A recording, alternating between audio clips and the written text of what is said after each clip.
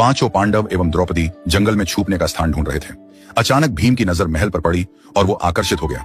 भीम युधिष्ठिर से बोला, भैया मुझे महल देखना है। भाई ने कहा, जाओ। भीम महल के द्वार पर पहुंचा।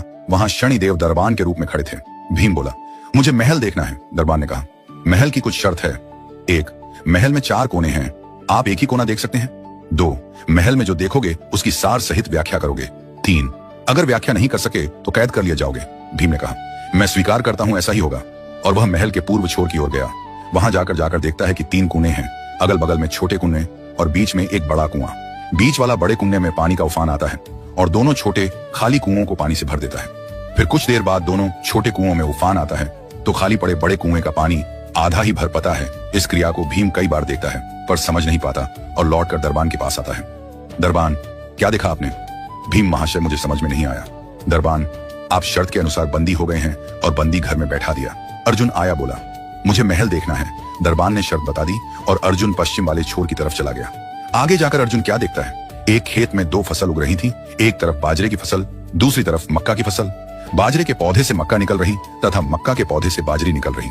अजीब लगा, कुछ समझ नहीं आया, वापस द्वार पर आ गया। दरबान ने पूछा, क्या देखा? अर्जुन बोला, महाशय सब कुछ देखा पर बाजरा और मक्का की बात समझ में नहीं आई। दरबान ने कहा, शर्त के अनुसार आप बंदी हैं। नकुल आया, बोला, मुझे महल देखना है। फिर वह उत्तर दिशा की ओर गया। वहां उसने देखा कि बहुत सारी सफेद गायें जब उनको भूख लगती है तो अपनी छोटी बच्चियों का दूध पीती है। उसे कुछ समझ नहीं आया, द्वार पर आया। दरबान ने पूछा, क्या देखा? नकुल बोला, महाशय गाय बच्चियों का दूध पीती है। ये समझ नहीं आया, तब उसे भी बंदी बना लिया। सहदेव आया, बोला, मुझे महल देखना है और वह दक्षिण दिशा की ओर गया। अंतिम कोना देखने के लिए क्या देखता है? वहां पर एक सोने की बड़ी शिला एक चांदी के सिक्के पर टिकी हुई डगमग डोले पर गिरती नहीं है। वह वापस द्वार पर आ गया और बोला, सोने की शिला की बात समझ में नहीं आई। तब वह भी बंदी हो गया। चारों भाई बहुत देर से नहीं आए। तब युधिष्ठिर को चिंता हुई। वह भी द्रौपदी सहित महल में गए। भाइयों के लिए पूछा। तब दरबान ने बताया वो शर्त अनुसार बंदी है। युधिष्ठिर बोला, भीम तुमने क्या देखा? भीम ने कुणाई के बारे में बताया।